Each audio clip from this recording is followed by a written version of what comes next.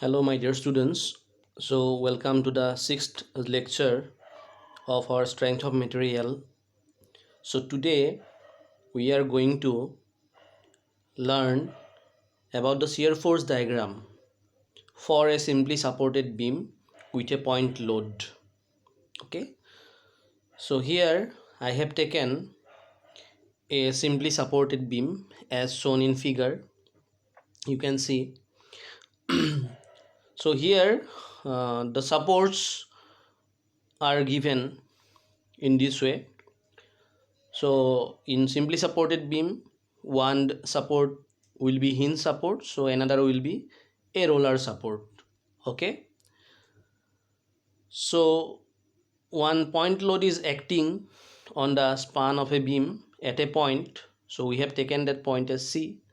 Distance of the point C from A is denoted by A, and from B it is denoted by B. Okay, and the total span is L equals to A plus B. So to draw the free body diagram of a simply supported beam, so we need to see the support, okay, first. So as the first support is hinge support, so therefore we will draw two reactions at this point, okay, and here at point B one reaction will be added, that is RB.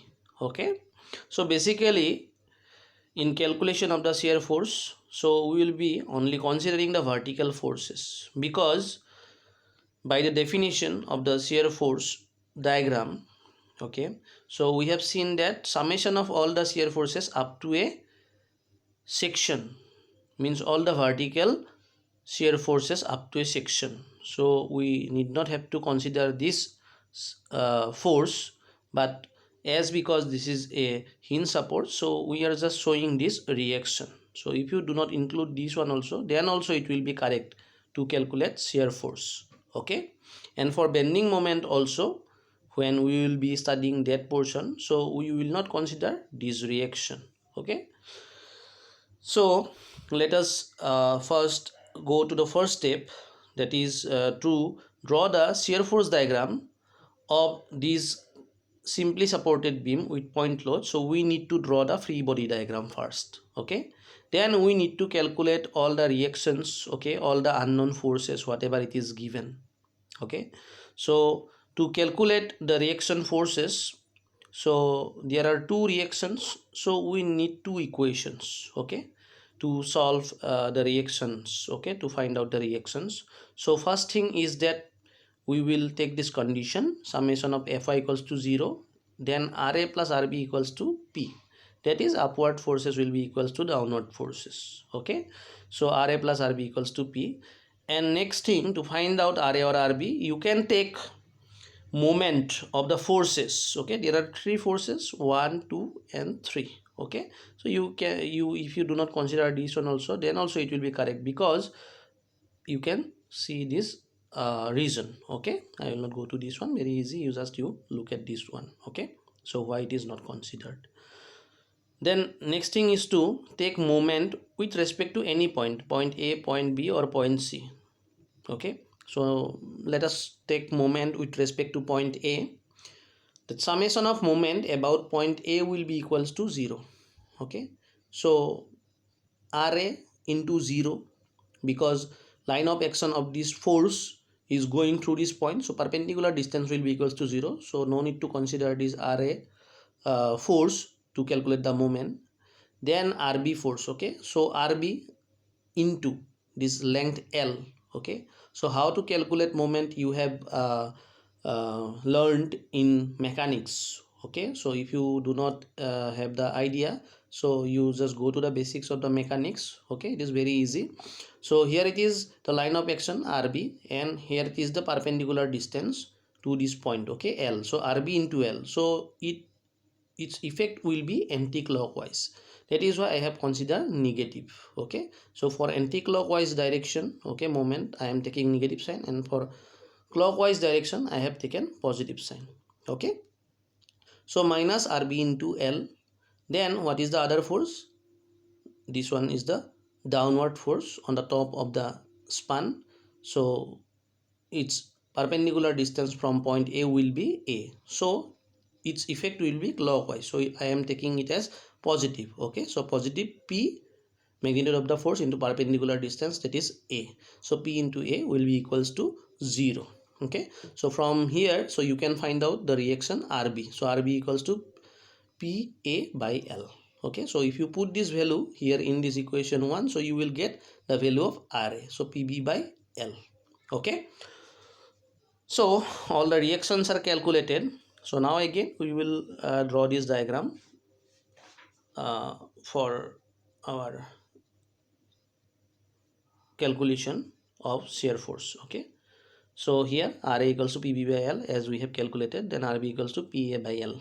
Okay, so this is the final free body diagram of the beam. Okay, so this is the left hand side, this is the right hand side. One important thing I have told you at the beginning of the shear force diagram, that for cantilever beam always we will move from the right hand side, means we will consider right hand side as x equals to 0 and the left hand side as x equals to L, means the full length. Okay, and for other beams whatever it is, so we will start from, okay, from the left hand side. Okay, you can start from right hand side also, no problem, but sometimes the shear force diagram will be different to that of this one. Okay, so that is why you should start from the left hand side.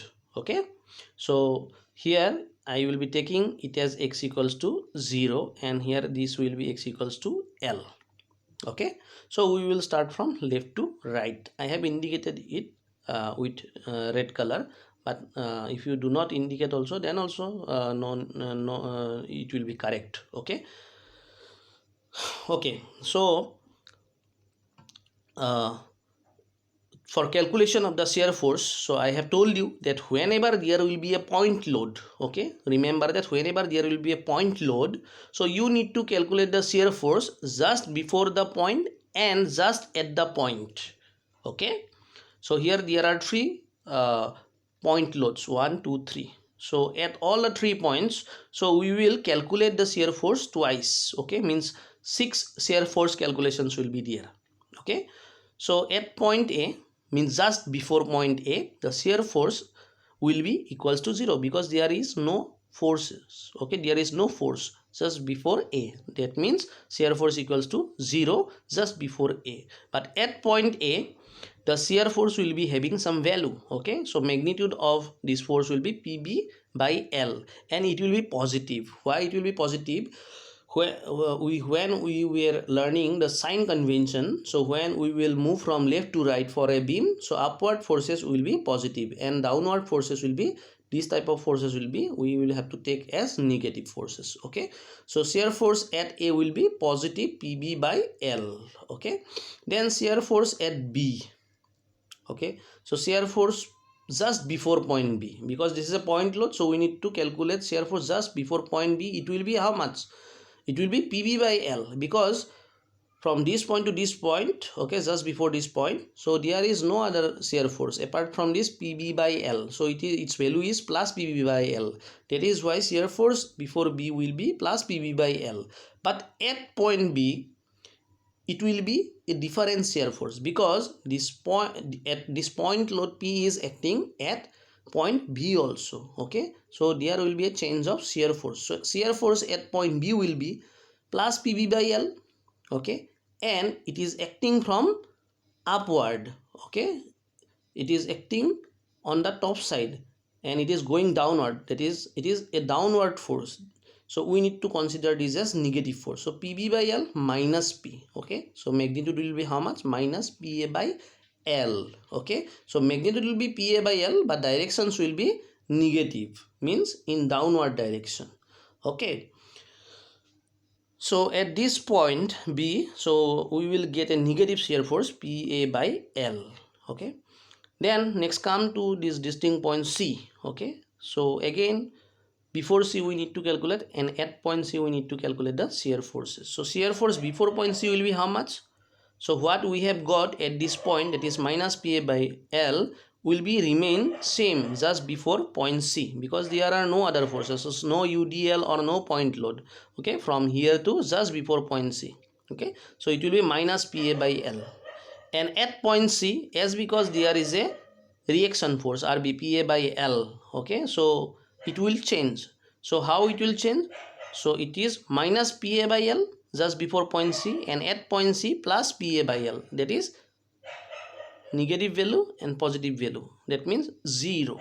Okay, so here just before point A it is 0, at point A it is PB by L, at point B there is a downward force, that is why PB by L minus P, so PA by L will act, and before point C that same shear force will act, and at point C the total shear force value is equals to 0. Okay, so to draw the shear force diagram, actually the shear force diagram should be just below this span, okay, of the, or just below the free body diagram of the beam. Okay, then only you will get a very beautiful picture, okay, of the shear force diagram or bending moment diagram, whatever you will draw.